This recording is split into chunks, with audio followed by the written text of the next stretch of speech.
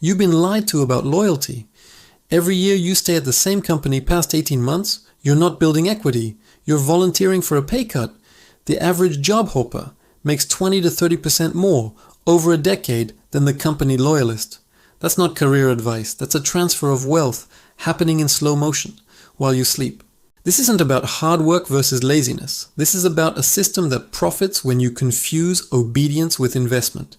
And by the end of this video, you'll see exactly how the trap works, where you are inside it, and what to do before it costs you another year.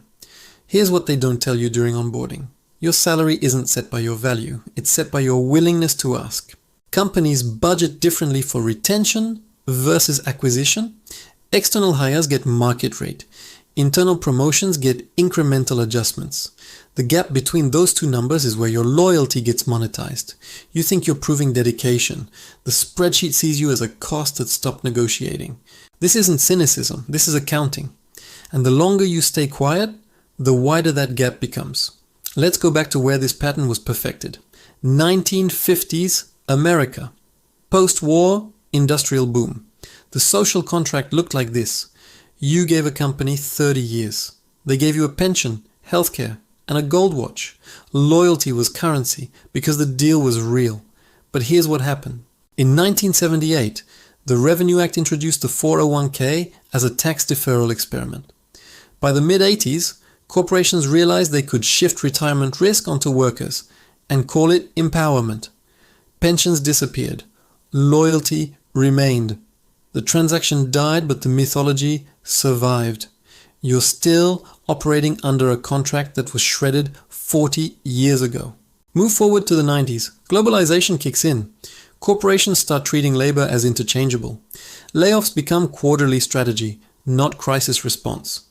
Jack Welch at General Electric makes it doctrine. Cut the bottom 10% annually. Doesn't matter how loyal. Doesn't matter how long you've served. Performance rank becomes the new guillotine. The message was clear. We don't owe you continuity. But the workers didn't get the memo. They kept showing up like the old deal still existed. And companies learned something powerful. You could remove job security and workers would still perform loyalty. The behavior outlasted the incentive. Then comes 2008. Financial collapse, mass layoffs. But watch what happens next. Companies don't bring back pensions or lifetime employment. They bring back ping pong tables and mission statements. They replace structural loyalty with cultural loyalty. Free snacks, casual Fridays, we're a family. The shift is brilliant, cheap to implement, impossible to cash out. You can't retire on Bagel Wednesdays, but it feels like investment. It feels like they care. And while you're bonding over kombucha, your salary stays frozen because you're not leaving. You're emotionally leveraged. This brings us to stage 1, the anchoring. You get hired. The offer feels significant because you're comparing it to unemployment or your last job, not to market rate, not to what the person beside you makes. The number gets locked in your mind as your worth. This is called anchoring bias. Retailers use it with original prices. Employers use it with starting salaries. Once that number is in your head, every future raise is calculated from that anchor, not from what you should be making, from what you agreed to accept. You volunteered for the baseline. Everything else is negotiation, you're already losing. Stage 2, the incremental trap. Year 1, you get a performance review. 3% raise. Sounds reasonable, matches inflation, barely, but here's the math they don't show you. External candidates for your role are getting offers 8 to 12% higher than your current salary.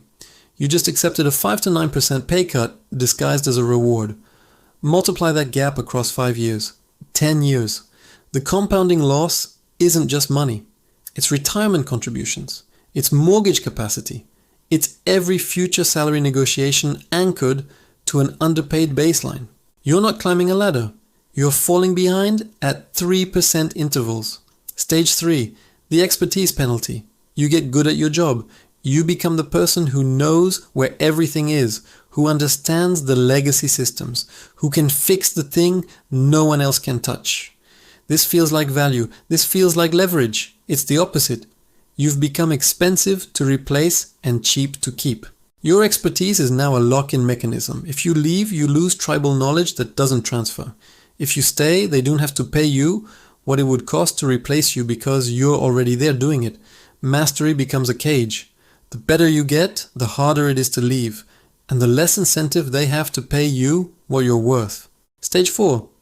The sunk cost spiral. You've been there 5 years, 7 years, maybe 10.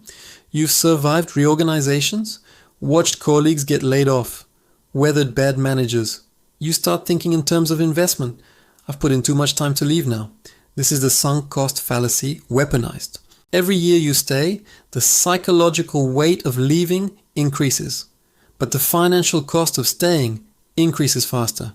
You're not preserving an investment. You're protecting a loss. The company doesn't see your tenure as equity. They see it as proof you won't leave, which means they don't have to pay you to stay. Stage 5, the promotion illusion. You finally get promoted, new title, new responsibilities, 5 to 7% raise. You feel validated. Here's what actually happened. Your workload increased 30%. Your stress increased 40%. Your salary increased 5%.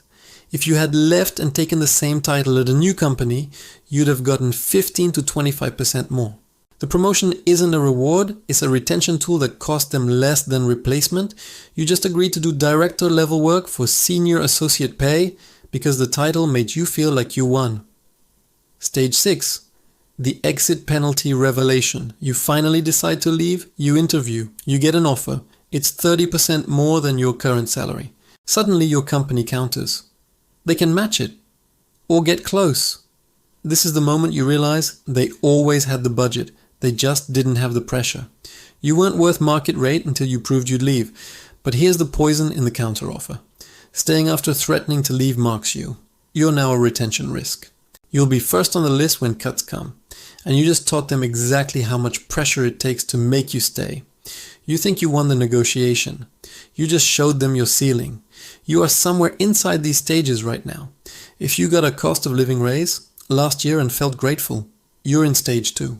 If you're the only person who knows how the database works and you think that's job security, you're in stage 3. If you've been at your company longer than 3 years and you are making less than new hires in similar roles, you're in stage 4. If you got promoted without a significant salary jump, you're in stage 5. If you're thinking about leaving but you're worried about losing your tenure, you're already in stage 6. The system doesn't need you to be unaware. It just needs you to be uncomfortable enough to stay. Here's the business model laid bare. Employee acquisition costs are high. Job postings, recruiter fees, interview cycles, onboarding, training. So companies budget premium dollars for external hires to justify those costs.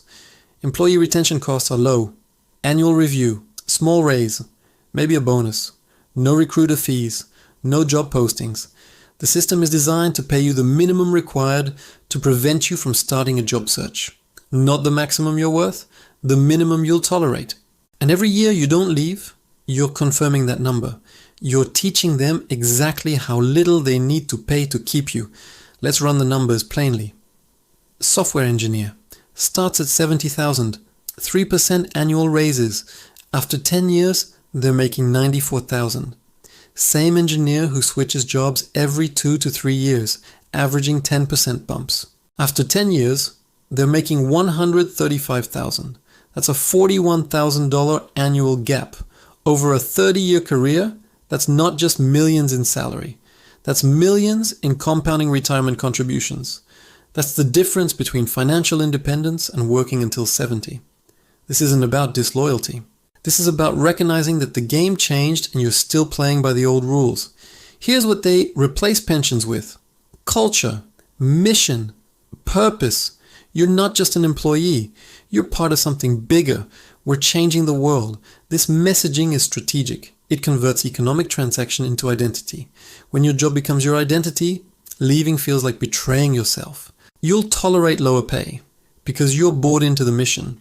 You'll work longer hours because you believe in the vision. Meanwhile, the executives cashing out stock options don't believe in loyalty. They believe in compensation, and they're getting it. The promise is always the same. Stay loyal, work hard, you'll be rewarded. But the reward structure doesn't match the promise. Loyalty gets you incremental raises. Leaving gets you market correction. Hard work gets you more work. Leverage gets you more money. The system profits when you confuse effort with strategy. You think you're building equity. You're subsidizing their payroll budget. Every year, you stay past the point where your salary matches your market value. You're making a donation to their bottom line. They didn't ask for it. You volunteered. This is where the system turns its cruelest. The loyalty trap doesn't just underpay you, it reshapes your risk tolerance. The longer you stay, the scarier it feels to leave. You start seeing interviews as threats instead of opportunities. You catastrophize about starting over. You overvalue your current benefits because they're known. You undervalue your market worth because you haven't tested it in years. This is learned helplessness, and it's worth billions to the companies that cultivate it. A workforce too afraid to leave is a workforce that doesn't negotiate. Let me show you what survival looks like. Rule 1. Update your resume every 6 months, whether you're looking or not. This isn't about disloyalty. This is about knowing your worth. You can't negotiate effectively if you don't know what you're worth in the current market. Interview once a year minimum. Not to leave, to calibrate. Offers are data. Data is power. The moment you stop tracking your market value is the moment you start losing money. Rule 2. Never accept a promotion without a significant salary increase. Titles are free. Responsibility is expensive. If they're giving you director level work, you need director level pay. Not a 7% bump and a new business card. The standard is 15 to 20% minimum for a real promotion. Anything less is a workload increase disguised as career advancement. And if they say the budget isn't there, that's not your problem to solve by accepting less. That's their problem to solve by finding the budget or withdrawing the offer. Rule 3. Treat your career like a portfolio, not a marriage. Diversify your skills. Build external networks. Keep your certifications current. The goal isn't to become a job hopper with no depth. The goal is to remain employable at market rate. Loyalty to your own financial security always outranks loyalty to an employer who would replace you in 2 weeks if the spreadsheet required it. You're not betraying anyone by knowing your worth and acting on it. You're participating in the same market logic they use every day. Here's what they're counting on. That you won't do the math, that you'll feel guilty for considering other options, that you'll mistake comfort for security, that you'll believe the script about family and mission and culture. While they optimize their labor costs quarterly, they're not evil, they're rational. And if you're going to survive in a rational system, you need to be rational too. That doesn't mean quit tomorrow. It means stop playing a game where they set your price and you never check if they're right. The cage isn't made of walls, it's made of assumptions. The assumption that staying is safer than leaving.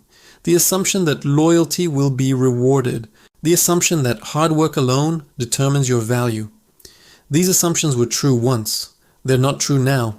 And every year you operate as if they are, you're transferring wealth from your future to their present. This isn't a conspiracy. This is a business model. And the only defense is seeing it clearly.